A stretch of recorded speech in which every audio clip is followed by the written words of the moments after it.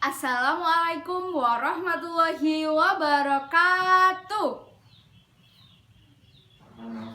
Bagaimana kabarnya anak-anak? Sehat? Alhamdulillah, luar biasa, Allahu Akbar. Sebelum memulai pembelajaran pada hari ini, kita berdoa menurut agama dan kepercayaan masing-masing. Kepada ketua kelas dipersilahkan untuk memimpin doa.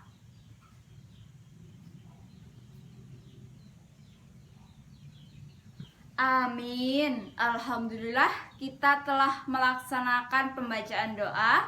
Untuk yang selanjutnya, Ibu akan melakukan presensi untuk mengetahui kehadiran anak-anak Ibu. Yang pertama ada Andi, Ella, Ferdi, Zilda.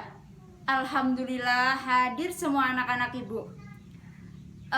Dalam pembelajaran kali ini, sebelum Ibu lanjut ke pembelajaran, Ibu mau bertanya kepada anak-anak sekalian. Kemarin kan hari Minggu dan hari Sabtu, kegiatan kalian bersama keluarga apa aja?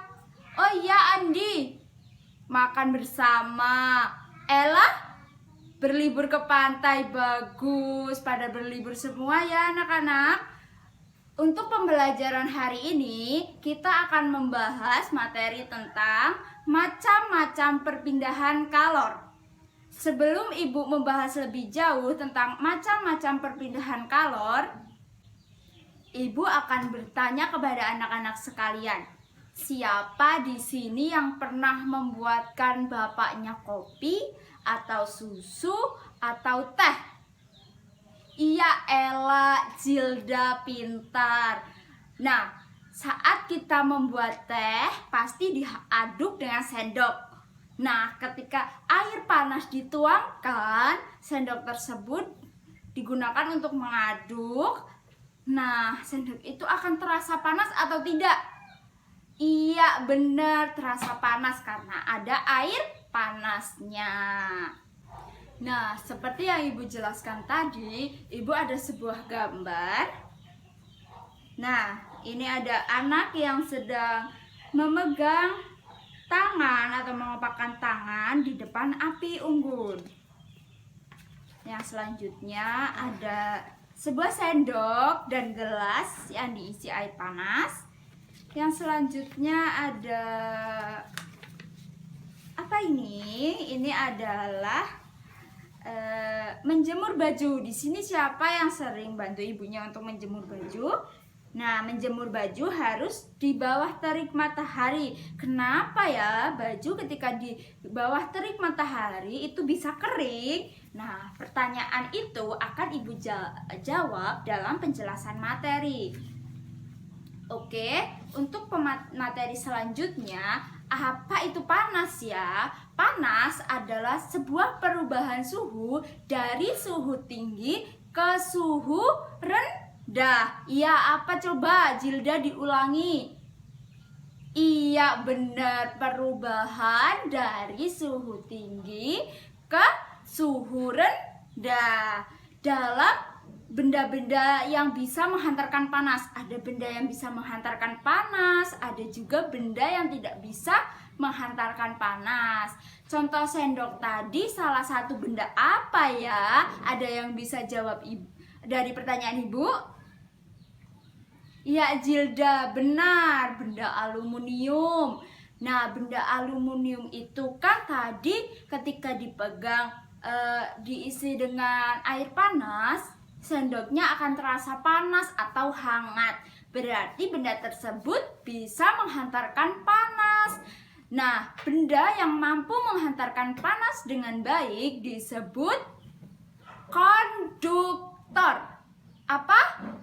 Konduktor. Iya, benar. Benda yang bisa menghantarkan panas itu disebut konduktor. Contohnya ada aluminium, besi, logam, air. Nah, benda-benda tersebut bisa menghantarkan panas dengan baik. Sebaliknya, benda yang tidak bisa menghantarkan panas dengan baik itu disebut isolator. Apa, ulangi anak-anak?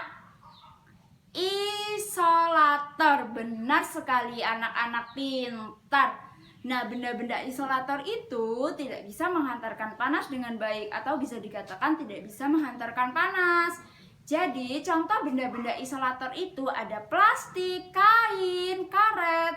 Nah, kalian pasti sering lihat ibu kalian kalau lagi ngangkat panci atau wajan pada saat memasak, pasti menggunakan kain sebagai alas agar tangannya tidak panas. Kenapa ya kain tidak menggunakan besi saja? Karena kain tidak menghantarkan panas, jadi tangan ibu akan terlindung. Oke, ibu akan menjelaskan macam-macam perpindahan kalor atau macam-macam perpindahan panas. Oke, ada yang bisa menebak di sini ada berapa ya macam-macam perpindahan kalor? Ferdi, menebak berapa? 4. Sedikit lagi, tipis. Zilda, 3. Iya, benar sekali. Macam-macam perpindahan kalor itu ada 3. Pertama, itu ada konduksi. Yang kedua, ada konveksi. Dan yang ketiga, ada radiasi. Yang pertama, konduksi. Apa itu konduksi? Konduksi adalah perpindahan zat padat yang tidak ikut mengalami perpindahan. Contohnya, ini adalah salah satu contoh dari perpindahan zat padat tetapi tidak ikut zat perantaranya berpindah. Nah, ini ada sebuah logam yang dipanaskan ujungnya, tetapi pada ujung sebelah sini yang dipegang oleh ibu ini ada akan merasakan panas karena di sini sedang dipanaskan, karena logam sifatnya kan mampu menghantarkan panas dengan baik, yang disebut apa tadi? Konduktor. Nah, ini adalah contoh dari sebuah konduksi atau perpindahan kalor dengan cara konduksi. Yang selanjutnya, contoh selanjutnya itu ketika kamu memanaskan motor. Ada yang sering memanaskan motor? Iya, benar. Kalau setiap pagi itu kita harus memanaskan motor sebelum dipakai. Ketika memanaskan motor, knalpot akan terasa panas. Nah, ketika ibu menanak nasi atau menanak sebuah makanan yang ditutup dengan panci, panci tersebut akan terasa panas ketika dipegang. Karena apa? Karena adanya perpindahan zat padat yang tidak ikut perantaranya atau tidak ikut unsur-unsur pembentuknya. Nah, untuk perpindahan kalor yang kedua yaitu konveksi. Konveksi adalah perpindahan aliran zat yang diikuti oleh perantaranya itu sendiri atau zat perantaranya ikut berpindah. Nah, ibu ada sebuah contoh yaitu sebuah contoh dari konveksi. Ini ada udara hangat dari darat dan udara lambat dari laut. Nah, udara tersebut akan terus-menerus berputar seiring dengan pergantian pagi, siang, dan malam dalam sebuah angin darat. Jadi ketika udara dari darat itu akan terasa hangat, terus naik dari darat ke laut, udaranya akan hangat dari laut juga. Seperti itu. Jadi perantaranya itu adalah zat ikut. Jadi perantaranya itu, kalau konduksi itu perantaranya nggak ikut, sedangkan konveksi perantaranya ikut. Oke, untuk yang selanjutnya, contoh yang selanjutnya, siapa di sini yang pernah memasak air? Iya, pernah semua ya. Jadi ketika kita memasak air pasti ada kayak gini, airnya seperti mendidih, naik turun ke. Nah, gerakan naik turun itu merupakan contoh dari konveksi. Ada juga ketika kita membuat bubur kacang hijau. Kacang hijaunya itu direbus dahulu, akan ada gerakan naik dari kacang hijau dari permukaan ke atas. Nah, gerakan tersebut merupakan contoh dari konveksi. Nah, untuk perpindahan yang ketiga Untuk perpindahan yang ketiga yaitu apa tadi anak-anak? Radiasi. Iya benar, radiasi. Radiasi adalah perpindahan panas tanpa perantara. Berarti kalau tanpa perantara itu langsung. Iya benar, langsung. Contohnya, Ibu ada sebuah gambar. Ini adalah gambar api unggun dan ini adalah gambar tangan. Nah, ketika kita membuat api unggun, tangan kita didekatkan ke api unggun, tangan kita akan merasa hangat. Nah, ini merupakan sebuah perpindahan dari api ke tangan kita, tetapi tidak ada zat perantaranya, tidak ada alatnya kan ya, jadi langsung. Nah, ketika sebuah api unggun ini dinyalakan, tangan kita atau badan kita akan terasa hangat jika mendekatinya. Yang selanjutnya itu ada panas matahari ke bumi yang mampu mengeringkan pakaian yang kita jemur. Ada lagi menetaskan telur unggas atau telur itik di bawah panas sebuah lampu yang disebut lampu boklam. Nah, pasti ibu kalian pernah melakukan hal tersebut. Oke anak-anak, materi hari ini cukup dari ibu. Tapi ibu ada games sedikit untuk meningkatkan daya ingat yang telah akan materi yang telah ibu jelaskan pada hari ini. Oke, sebentar.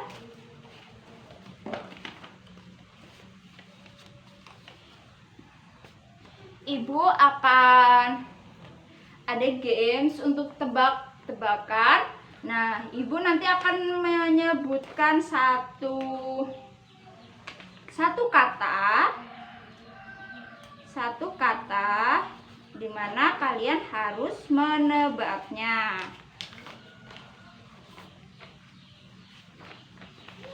Oke. Nah, ada dua gambar.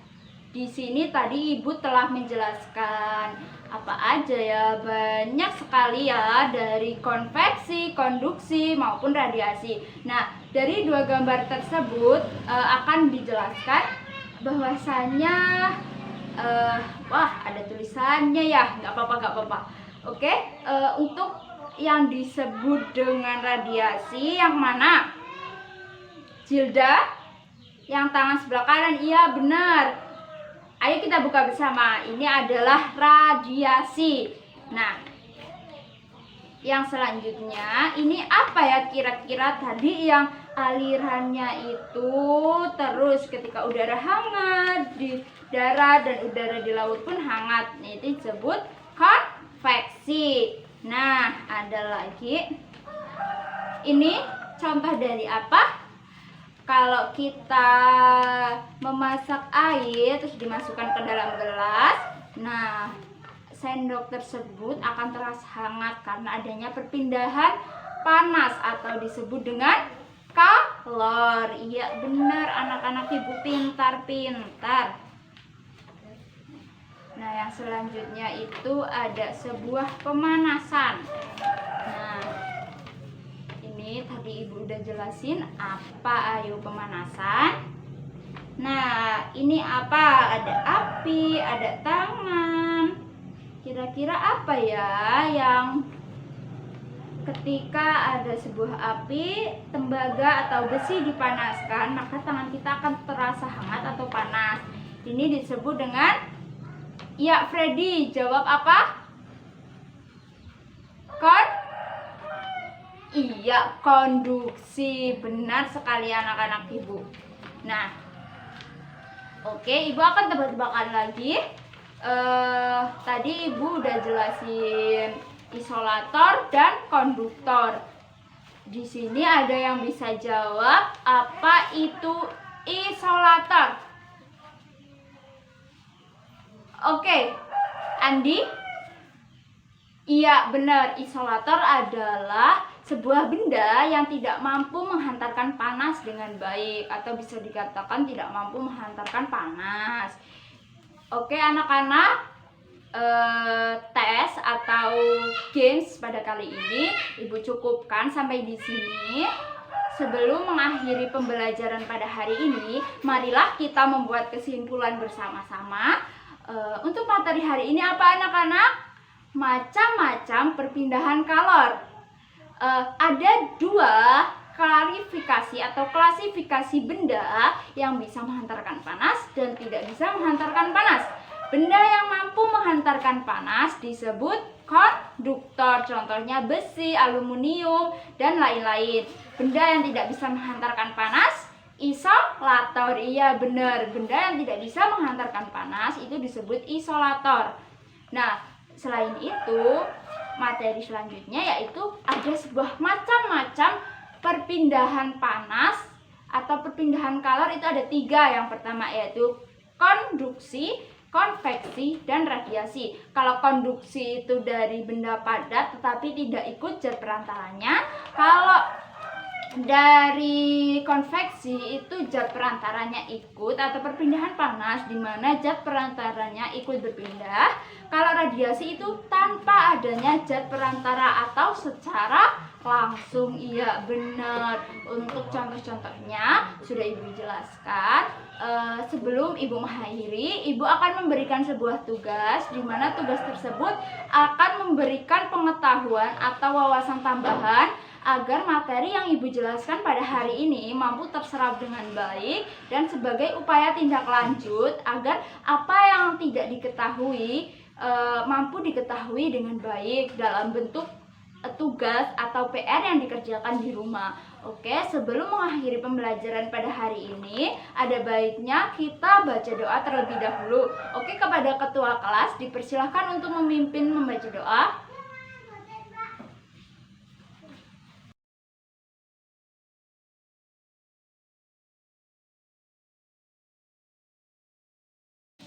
Alhamdulillah, kita telah melaksanakan pembacaan doa. Oke, untuk jaga kesehatan untuk anak-anak Ibu, tetap memakai masker dan cuci tangan sebelum makan, cuci tangan setelah berpergian jauh, dan semuanya. Oke, untuk pembelajaran pada hari ini Ibu cukupkan sampai di sini. Ibu akhiri. Wassalamualaikum warahmatullahi wabarakatuh.